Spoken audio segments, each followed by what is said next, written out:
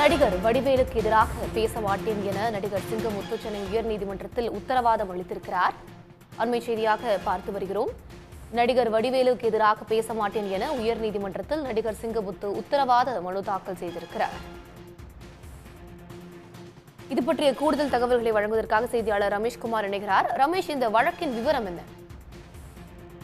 YouTube சேனல்களுக்கு அளித்த பேட்டியில தன்னை பற்றி அவதூறாக பேசியதற்காக 5 கோடி ரூபாயை மான நஷ்டீடாக வழங்க கோரியும் நடிகர் சிங்கமுத்துக்கு உத்தரவிடவும் தன்னை பற்றி அவதூறாக பேச தடை விதிக்க வேண்டும் என்றுதான் சென்னை உயர்நீதிமன்றத்தில் நடிகர் வடிவேல் ஒரு சிவில் வழக்கு ஒன்றை தொடர்ந்திருந்தார். கடந்த முறை இந்த வழக்கு விசாரணைக்கு வந்தபோது வடிவேலுக்கு எதிராக தெரிவித்த கருத்துக்களை திரும்ப பெற்றுக் கொள்வதாகவும் இனிமேல் அவருக்கு அவதூறு ஏற்படுத்தும் வகையில் எந்த கருத்தையும் தெரிவிக்க மாட்டேன் என உத்தரவாதம் அளித்து மனு தாக்கல் செய்யும்படி சிங்கமுத்து தரப்புக்கு உயர்நீதிமன்றம் உத்தரவிட்டிருந்தது. இந்த நிலையில வழக்கு இன்று மீண்டும் நீதிபதி ஜெயச்சந்திரன் முன்பு விசாரணைக்கு வந்தது. அப்போது அந்த ஏற்கனவே பிறப்பிக்கப்பட்ட உத்தரவின்படி நடிகர் சிங்கமுத்து தரப்புல உத்தரவாத மனு ஒன்று தாக்கல் செய்யப்பட்டது.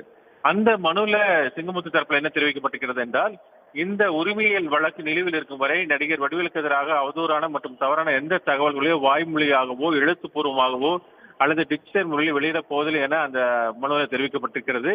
இதனை பதிவு செய்து கொண்ட நீதிபதி இந்த பிரதான வழக்கு என்று சொல்லக்கூடிய அந்த மெயின் கேஸ் என்று சொல்லக்கூடிய அந்த பிரதான வழக்கின் விசாரணையை ஜனவரி 21ஆம் தேதிக்கு ஒத்தி வைத்திருக்கிறார். விவரங்களுக்கு நன்றி ரமேஷ்குமார். உடனுக்குடன் செய்திகளை தெரிந்து கொள்ள சன் நியூஸ் பெல் ஐகானை கிளிக் பண்ணுங்க.